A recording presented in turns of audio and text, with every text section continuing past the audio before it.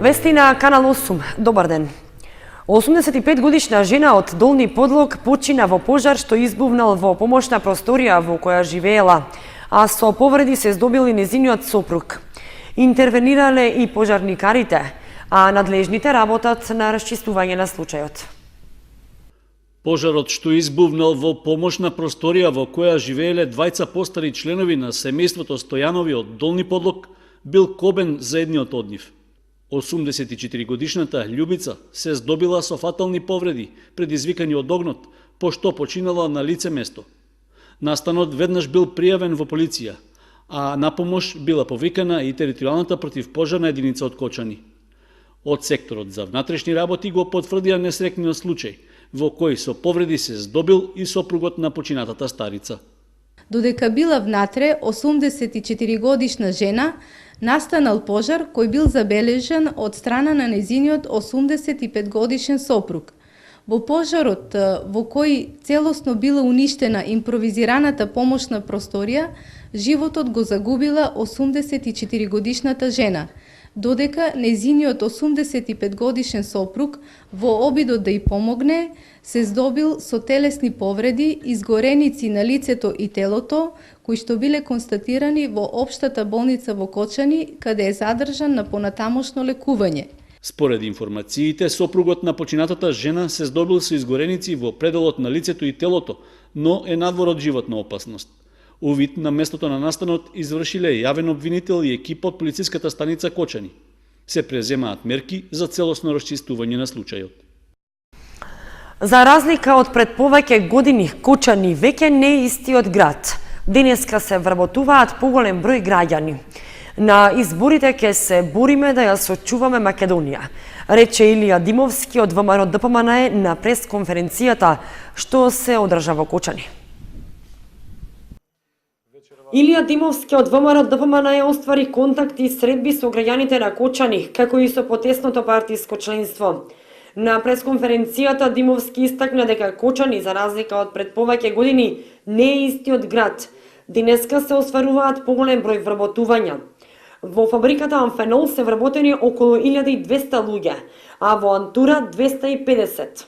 Своето работење ќе го прошируваат и понатаму, а има најави и за други нови странски инвестиции, рече Димовски на пресконференцијата одржана во Кочани. Би сакале да потенцираме дека главната цел и главната насока, како во Кочани, така и во цела Источна Македонија, ние да се отвараат нови фабрики. Тоа е единствен начин како да се намалува невработеноста. Со намалување на невработеноста ќе се создава конкурентност на работната сила и природно ќе се зголемуваат и платите на вработените. Но тоа е единствен начин. Нема ниту една друга приказна, нема ниту една друга филозофија на кој начин да ги зачуваме младите луѓе и во Кочани и во цела Источна Македонија. Во тек се 3 стратешки проекти во Кочани во однос на инфраструктурата, рече Димовски. Еднојот е изградбата на браната на Оризарска река. Тука се завршени подготвителните работи, избрани изведувачот и во најскоро време ќе започне со реализација проектот. Исто така тендерирањето на патниот правец од Штип до Кочани, односно реконструкцијата и проширувањето на ниво на експресен пат од Штип до Кочани е при крај. Очекуваме до крајот на годината да се избере и изведувач и на тој начин многу скоро да почне со изградба експресен пат од Штип до Кочани. Димовски најави и реконструкција на училишта во општина Кочани, набавка на нови апарати за општата болница, реконструкција на улици и патишта. На предстојните избори, рече Димовски, Источна Македонија ќе има многу значајна улога во гласачкото ливче за обезбедување стабилна Македонија и отворање на нови работни места. Нова социјалдемократска партија во Кочани организираше работна средба со општинските организации од регионот. При тоа на состанокот се разгледувала актуелната политичка состојба во државата, а се договарале и активностите во предстојниот предизборен период. По распуштањето на собранието и распишувањето на предвремените парламентарни избори, започнаа и партиските активности на терен. Новата социјалдемократска партија во Кочани одржа регионален состанок со представниците од општинските организации од изборната единица број 3. Според писменото партиско соопштение, состанокот имал работен карактер од затворен тип и се одржал по иницијатива на Горан Мисовски, досегашен пратеник и подпредседател на партијата. На средбата учествувале председателите на општинските организации и членови на општинските совети во општините од изборната единица број 3, како и членови на извршниот одбор на НСДП од Кочани. Подпредседателот Мисовски ги запознал присутните со актуелната политичка состојба во државата и со ставовите на раководството на партијата во врска со истата. Потоа се дискутирало за активностите што треба да се преземат во предизборниот период, како и за позициите на НСДП во евентуалната предизборна коалиција. Во рамки на работниот состанок, Мисовски одговарал и на прашања од присутните представници од општинските организации, а се разгледували и предлозите за избор на стратегија на партијата со која таа ќе учествува на изборите. Заеднички став од средбата бил дека НСДП ќе биде истрајна во реализирањето на програмските определби и во остварувањето изборна победа и рушење на актуелната власт. Детската градинка Павлина Велјанова бара согласност од Советот на општина Кочани за прием на поголем број деца во воспитните групи од бројот што е утврден со закон. Во образложението стои дека причината за тоа е зголемениот интерес за сместување на децата во сите клонови на градинката. Капацитетите на детската градинка Павлина Велјанова со години се користат над објективните можности, но интересот на родителите да ги сместат своите деца и понатаму е голем. Прибукираност има во сите клонови, а во некои бројот на запишени деца е за двојно поголем од нормативите што се утврдени со закон. Таков е примерот во објектот Бамби, каде во сите 5 групи капацитетите се користат максимално, односно наместо просечно по 15 деца во група, во некои има и над 30. Вкупниот број запишани деца во 4 клона во градот и едниот во Оризари во моментот изнесува 712 деца, што е за околу 40% повеќе од законските одредби. Поради тоа, од градинката веќе е поднесено писмено барање до Советот на општината, како нејзин основач, за добивање согласност со која ќе се зголеми бројот на деца по групи и објекти. Барањето се разгледуваше на седницата на Комисијата за култура, образование, спорт и права на децата, а го образложи директорката Лидија Серафимова. Параметрите ги имате, бројот на запишаните деца ги имате. Морам да укажам дека ова е вкупна бројка на запишани на деца. Меѓутоа, редовната присутност секојдневно циркулира и може би некаде околу 30% одстапува од запишаниот број на деца. Ако имаме 24 запишани, 30% се одсутни. Меѓутоа, ние мораме да побараме согласност од Советот на општина Кочани за бројката на запишани деца, иако таа не е константна во текот на месецот или во годината. Слични барања за согласност за запишување поголем број деца во градинката имаше и во изминатите години. Советот во сите случаи ги одобруваше барањата, но со забелешки дека тоа се прави само за да се задоволи интересот на родителите, а дека за целосно решавање на проблемот потребно е да се направи стратегија за да не се разговара постојано за истото прашање. Присутните членови на седницата на комисијата дадоа едногласна поддршка на барањето на градинката, со препорака така да гласаат и останатите членови на општинскиот совет на седницата што е закажана за петок. По истекот на 4-годишниот мандат, Ивица Цимбаливик повторно е избран за директор на Основното училиште Малина Попиванова. Ке раководи со училиштето во наредните 4 години. По истекот на 4-годишниот мандат за директор на Основното училиште Малина Попиванова, повторно е избран досегашниот раководител на училиштето Ивица Цимбаливик, дипломиран професор по физичко и здравствено образование. Цимбаливик ќе раководи Сокочанското училиште во наредните 4 години. Основното училиште Малина Попиванова во изминатиот 4-годишен период успеа да се наметне како авторитативно училиште, согласно постигнатите резултати во наставата и во активностите надвор од наставата. Тоа се должи на професионалноста на наставниот кадар, како и на раководството на училиштето. Раководниот тим на училиштето, како и досега, и понатаму ќе се залага за учениците и нивните успеси и постигнувања. Акцент дадовме и на учениците кои покажуваат особен интерес и успех во наставата, а тоа рефлектираше на републичко, сега се трудиме и на меѓународни надпревари да настапуваат по наставните предмети на освојување на високи места. Во наредниот 4-годишен период, приоритетите во училиштето кои досега ги градат првенствено учениците, наставниот кадар и морам да споменам Советот на родители кој дава огромна подршка на училиштето и во континуитет сме во градење на соработката со нив. Одлуката за избор на директор на училиштето ја донесе градоначалникот на општина Кочани по предлогот на училишниот одбор на основното училиште Малина Попиванова.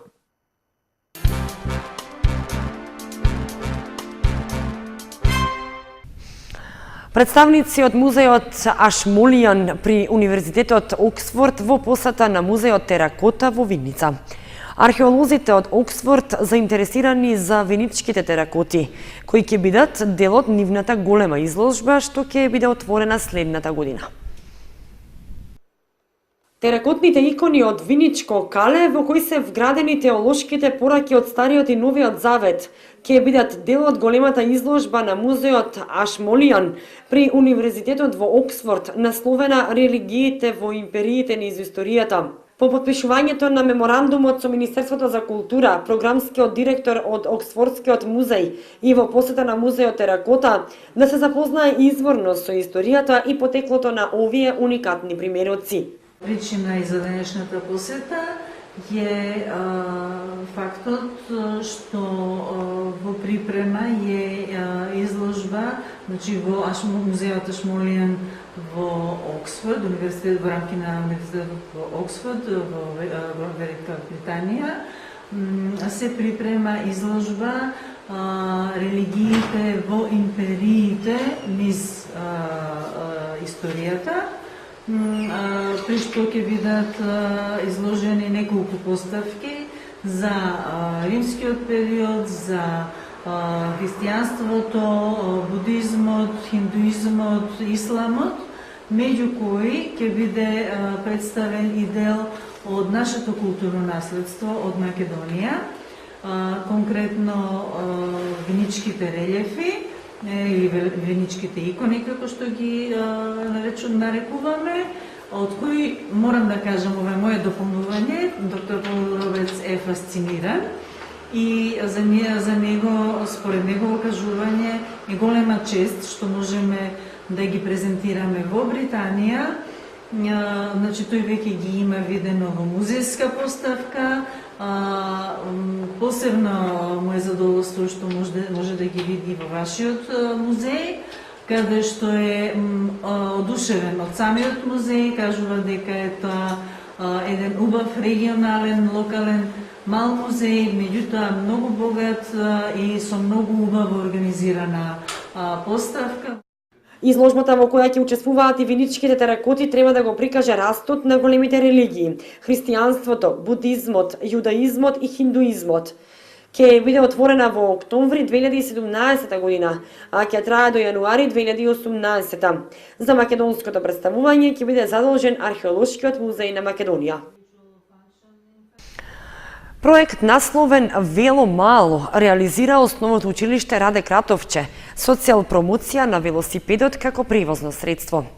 Преку проектот се истакнуваат бенефитите од секојдневното користење на велосипед. Сдруженијето на граѓани Екологик од Скопје во основното училиште Раде Кратовче го реализира проектот Вело мало. Кочанското училиште е едно од 10 училишта од Македонија кое што учествува во проектот. Со овој проект е планирано да се изработи борд игра, преку која децата ќе научат повеќе за велосипедот како превозно средство, промоција на велосипедот како средство за транспорт и бенефитите од негово користење. Изработката на играта е во завршна фаза, односно веќе е во печат. Во проектот учествуваат 20 до 25 ученици од 5 до 7 оделенија од секое училиште на кои што им е презентирана играта. Презентацијата трае 2 школски часа и половина час краток состанок со менторите за подетално да се објасни проектот.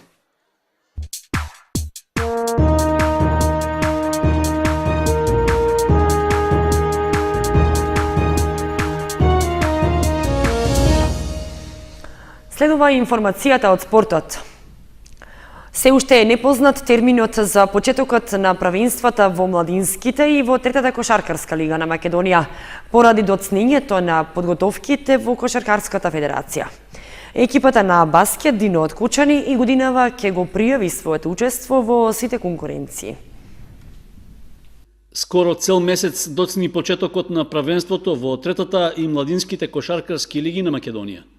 Организационите и технички прашања што се појавиле во Кошаркарската федерација на Македонија се причина за одложување на првото коло, а дел од дилемите започнале да се расчистуваат. На работен состанок со представници на тимовите кои го пријавиле учеството во третата лига, било заклучено дека во оваа сезона ќе се надпреваруваат 8 екипи. Меѓу нив е и кочанскиот третолигаш баскет Дино, од каде потврдија оти пријавиле своји екипи и за младинските лиги.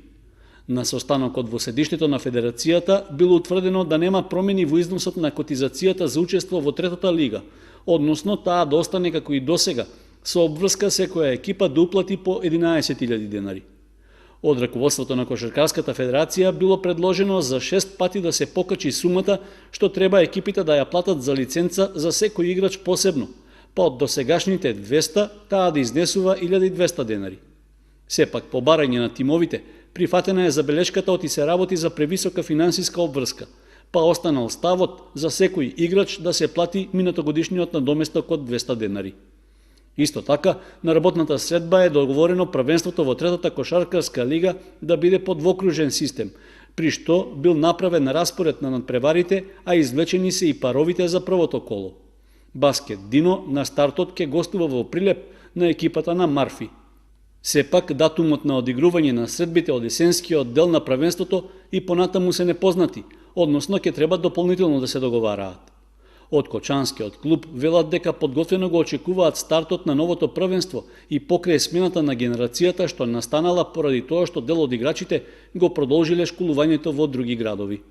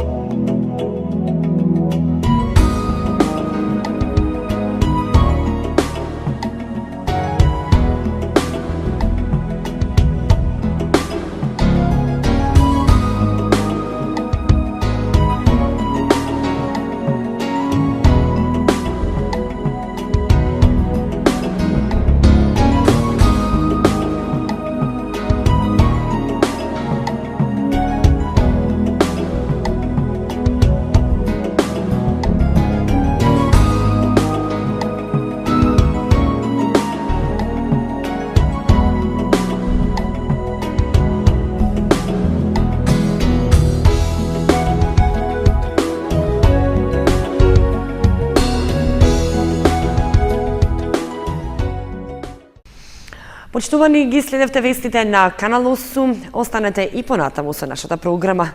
Довидување.